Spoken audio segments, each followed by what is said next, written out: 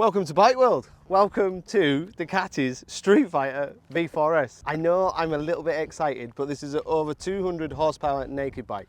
This is essentially a super bike with the bodywork ripped off.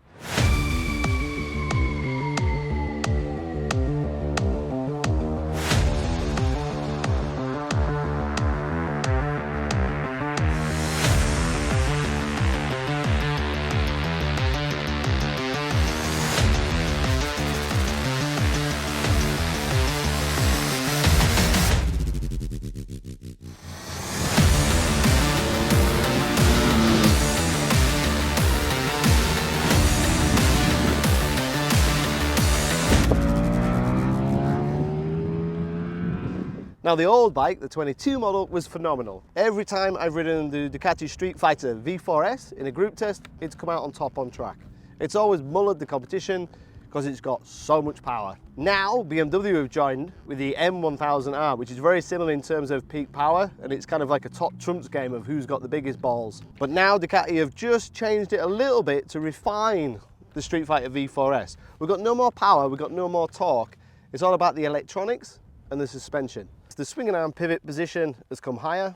That is intended to increase grip and drive coming out of corners. We've got electronics that have come across from the Panigale, and that's got electronics that they've learned from winning MotoGP and winning World Supers. So we've got exactly the same clocks as the Panigale, and the suspension is kind of not Panigale and not old Streetfighter. It's kind of in between. So it's a lot sportier than it used to be. We've got a slightly larger fuel tank, which is 1 litre larger. It's shaped so you can hang on to it a little easier, but to be honest, you need grab handles about here because it's got over 200 horsepower, and when you're doing 250 kilometers at the end of the straight, I feel like I need a bump stop and some kind of braces. It's unbelievably quick.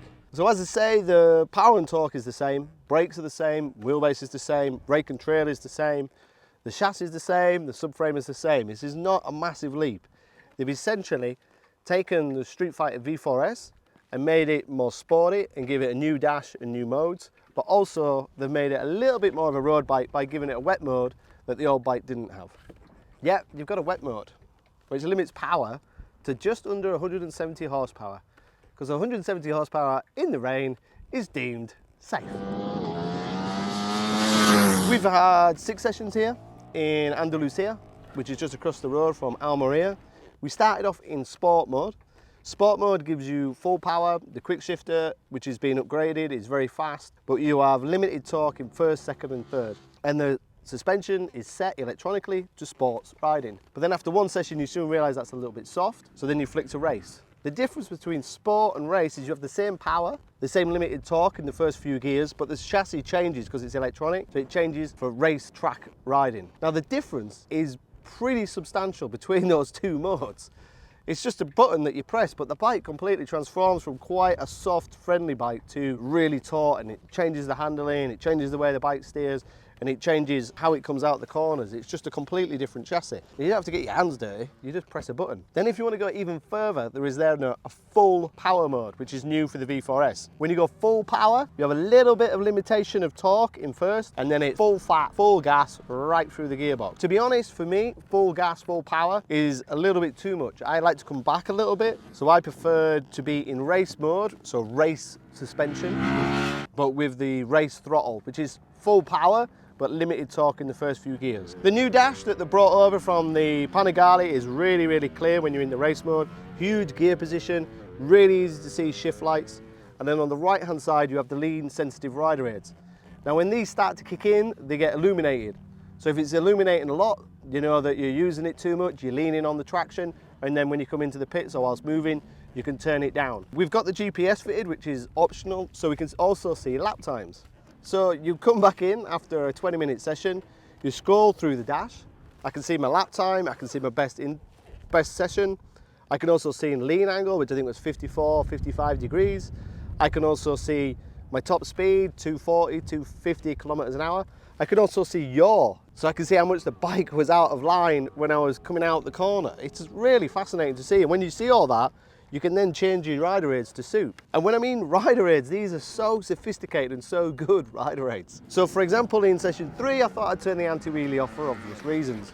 And it's not unrideable, but it is difficult to ride, especially when you're lazy, because you sit too far back, the front comes up and you're wheeling everywhere. And then you add a little bit of wheelie and it just controls it. And it doesn't control it by like banging the spark or being too intrusive. It just gives it a calmer ride. And it's same with the slide. I was seeing that the slide control was hitting quite a lot, so I pulled the slide control back and then a few little slides and then trimmed it and balanced it to where I want it to be. And that's really useful because you can do that with the new dash. You can see where you want the bike. You can see where you want to trim it. When the tire starts to go off, you can go, okay, it's starting to move around a bit now. I'll have a little bit more TC to give me a little bit more confidence.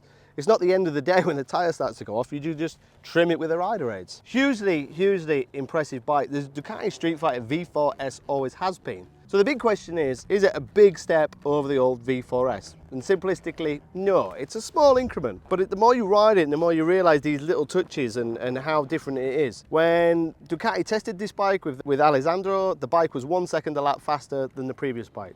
1 second in racing is huge. That can be the difference between pole and 15th in British Superstock. If you're on a track day and you push it on, is 1 second huge? It's significant. Also, I prefer this new dash. It's much more simplistic. It's easier to trim the rider aids. It looks great. It's so informative. In terms of horsepower, torque, it is the same as the old bike, and the swing and arm pivot position has changed, but really we need the old bike and to do a back-to-back to see how much that has changed. But to be 1 second of a lap faster is a big improvement considering how good the old bike was. The only downside for me is price. It's not cheap. Let's be fair. The base model is 21,095, and that's without the semi-active suspension. If you want this one, you're at 22,895. If you want to go for the SP2, you've got to dig deep, you're going to be over £30,000. That is a lot of money in anybody's world. But it is essentially a naked superbike. It's a naked superbike with a wet mode that you could put a pillion on the back once you change this and the pillion pegs which come with the bike. It is a bike you could ride to the shops, it is a bike you could commute on, and then it is a bike that you can come to a racetrack, dial in the electronics, dial in the suspension, and you're not going to be far off your superbike mates. It is an impressive tool, but you're going to be north of 20 grand.